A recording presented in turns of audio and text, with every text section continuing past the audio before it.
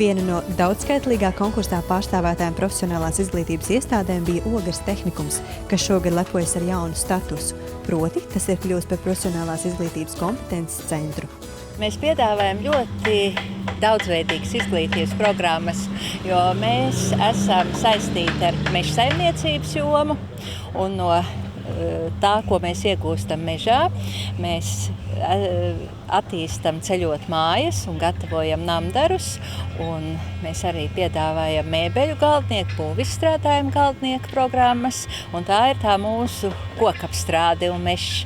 Nākošais virziens mums ir ļoti modernas izglītības programmas, elektronika, datorika.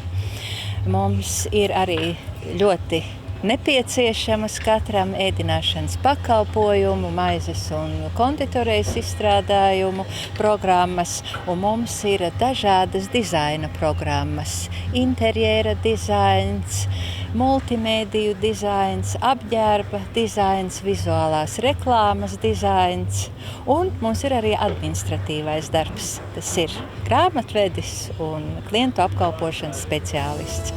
Profesionālās izglītības kompetences centra Ogres tehnikums audzēkņu konkursā krēsls piedalījās vairākās nominācijās. Gan mēbeļu galdnieki, gan būvgaldnieki, gan arī brīvajā kategorijā. Šī konkursā piedalās man 2 audzēkņi no namdariem. Tas ir Māris Nevels un Edgars Treķikovs, kuri piedalās nominācijā. Viena ir brīvā nominācijā, otra būvgaldnieku nominācijā. Gan piedalāmies, gan gatavojamies laicīgi tam konkursam. Tas ir viens no prestižākajiem konkursiem, kas mums notiek Latvijā, kur panākumi ir vērā ņemami. Zēni papildus arī gatavojās, tika ņēmuši mājas darbus, var tā teikt, kur studēt rasējiem, izpildes process. Laika limits, lai iekļautos, jo nav nekāds noslēpums, laika limits ir liels, bet pēc būtības viņš ir ļoti saspringts un prasa lielu uzmanību tieši no jauniešu puses, lai arī darbs finālā būtu izdevies. Mēbeļu galdniecība no citas galdniecības atšķirās ar mazliet augstāku līmeni. Tā kā, notiek profesiju gradācija, sākot ar galdnieku palīgiem, galdniekiem, būvgaldnieki, mēbeļu galdnieki un tālāk augstākie jau mēbeļu restaurātori. Mums ir šis viens no augstākajiem līmeņiem, tad mēbeļu galdniecība.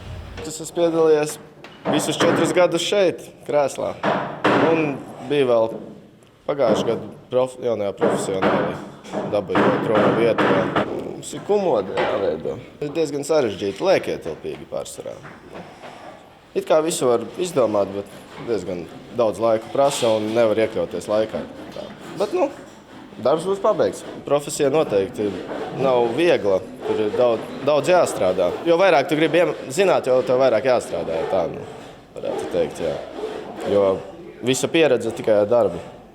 Jo vairāk tu strādā, jo lielāka ir tev pieredze un vairāk tu māki. Piedalīšanās jau šī konkursā jau audzēkņiem tomēr ir kā balva, jo šeit viņi var salīdzināt savas prasmes ar citu prasmēm, paskatīties, kāda ir viņu izaugsme šiem gadiem, kopš viņi mācījušies. Daudz jau viņi nav mācījušies, viņi ir tikai 2. kursa audzēkņi, bet tai pašā laikā jau ir zināmas iemaņas, kuras viņi var izmantot. Audzēkņiem ir iespējas strādāt kokapstrādes uzņēmumos, sākot ar galdnieku līmeni un beidzot arī ar mēbeļu galdnieku līmeni, tātad izgatavot mēbeles. Galvenā ieguma, es domāju, kad ir apzināties, ko es varu. Tas ir profesionālitātes līmenis, kas ir jāapgūst, kas nav apgūsts, kur ir jāpieliek.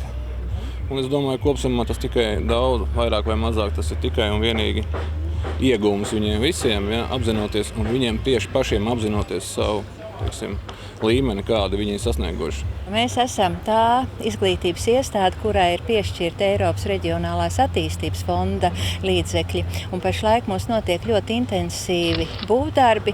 Mēs rekonstruējam veco ēkas korpusu un būvējam jaunu angāru tieši mežsaimniecībai, namdariem un kokapstrādei. Un mums ir arī finansējums aprīkojumam un tātad iekārtu modernizācijai. Un šis gads un vēl nākošais gads līdz augustam būs ļoti saspringts, lai nākošā gada septembrī mēs varētu jau ieiet jaunajā tehnikuma veidolā. 16. jūnijā sāks uzņemšana.